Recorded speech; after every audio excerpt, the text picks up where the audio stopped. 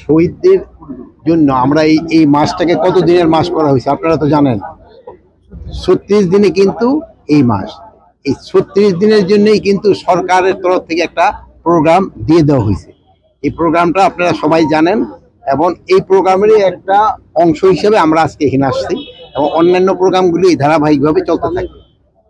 আমরা শহীদ পরিবারের সাথেও এরপরে কথা বলবো, তাদের সঙ্গে বসবো। কবরগুলা সারা দেশেই সংরক্ষণ বাঁধিয়ে দেওয়ার পরিকল্পনা অনুযায়ী কাজ হচ্ছে।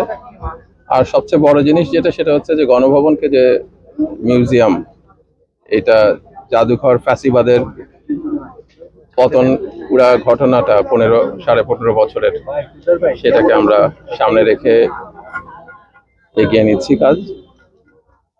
আর এর পাশাপাশি জুলাই শহীদদের স্মরণে তাদের কাজ, তারা যে এটার জন্য সংগ্রাম করেছিলেন বাংলাদেশের মানুষের মুক্তির জন্য, সে কাজ আমরা যেন বাস্তবায়ন করতে পারি সেই লক্ষ্যেই আমরা চেষ্টা করছি। ইকনেকের সদস্য হিসেবে তো অবশ্যই অবগত, ওইটা আমরা আজকে ফেরত দিয়ে দিয়েছি, পাশ করি নাই, কারণ এর মধ্যে বেশ কিছু অসঙ্গতি আমরা পেয়েছি। আমরা এটা আবার এটা রিভিউ করা ওইটার পর এবং এই ব্যাপারে কিছু ইনভেস্টিগেশনেরও দরকার আছে, দেখার পর এরপরে আমরা সিদ্ধান্ত নেব। বিচারিক কাজ আমি বলবো যতটুকু আগানোর উচিত ছিল অত পরিমাণ না হলেও কিন্তু আগাইছে। আমরা কিন্তু কয়েকটা ক্ষেত্রে আমরা কিন্তু চার্জশিট দিয়ে দিছি, নর্মাল ক্ষেত্রে কিন্তু চিটাগাঙ্গ চার্জশিট দিয়ে দেওয়া হয়ে গেছে। যদিও এই সাবজেক্টটা আমার না, তবু আমি বলবো যে অনেকখানি আগেছে। বাট এখানে একটা বড় সমস্যা ছিল যে এখানে অন্যান্য ক্ষেত্রে যে আসামির সংখ্যা, এখানে আপনারা জানেন অনেকেই যারা নির্দোষ তাকদেরও আসামি করে হয়েছে।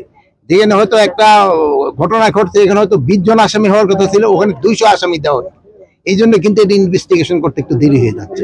তবে আমাদের খুব তাড়াতাড়ি যেটা শেষ হয়, এই জন্য আমরা ব্যবস্থা নিই।